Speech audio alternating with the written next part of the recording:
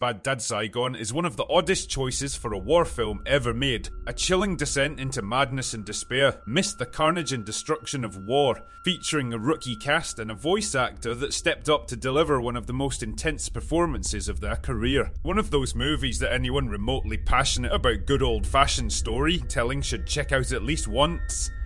It's not the flashiest animation, or the best looking, but there, in the squalor, Bad Dad Saigon finds its splendour. The production will go down as one of the biggest clusterfucks in YouTube history. The producer himself is on record saying the fact anything resembling a movie even got released was a fucking miracle. So lock and load, dear viewer, because our fever dream of a fairy tale starts like most stories. Once upon a time, in Vietnam, every war has its bastards, and the Vietnam War was no exception. Meet the Bastards. An elite group of special forces tasked with performing black ops by going behind enemy lines to cause as much bloody discourse as possible, and for the most part, they seem to enjoy their role as a bushwhacking guerrilla fighting army with one thing on their mind: kill as many Kong as possible. The concept is simple, but BD2 isn't your typical shoot-em-up action flick. It's a story about a group of men that are given a mission that tests their limits, not only as soldiers, but as human beings. Since the writer admits he was forced to rewrite the movie every day to compensate for the disasters and setbacks the production faced. Cast, crew, and equipment struggled in the tropical heat. Disease, alcohol, and drug abuse ran rampant on the set. When the production began to take its toll on the cast and Bad Dad, the director pulled him aside and asked, "What's it gonna take for you to relive these experiences?" Bad Dad replied, "Drugs. I'm going to need more drugs."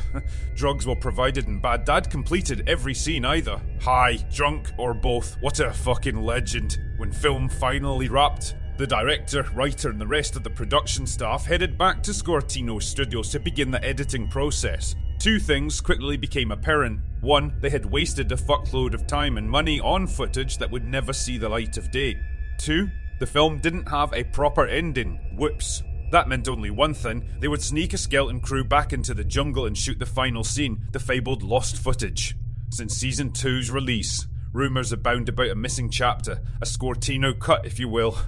Bad Dad Saigon is a complex, grueling kind of film about an equally grueling war. It's not an easy watch, and by the end, you feel almost as drained as the cast and crew must have felt, but damn!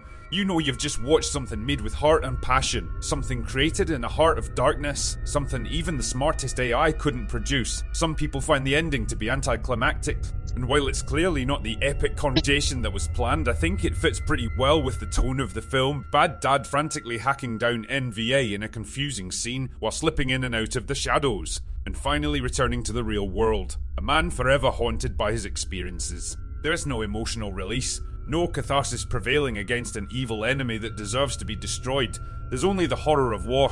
It's a pretty good metaphor for the long, draining, and ultimately fruitless conflict. The final product is a testament to the cast and crew's professionalism and sheer determination to soldier on through the endless disasters that befell them and pull such a timeless cult classic out of the festering mire of insanity the project was lumbered with. Whether all the problems and setbacks made this project better in the long run remains to be seen. While I'm glad to see the franchise move on to another season, I can honestly say, I'm glad I wasn't a part of it.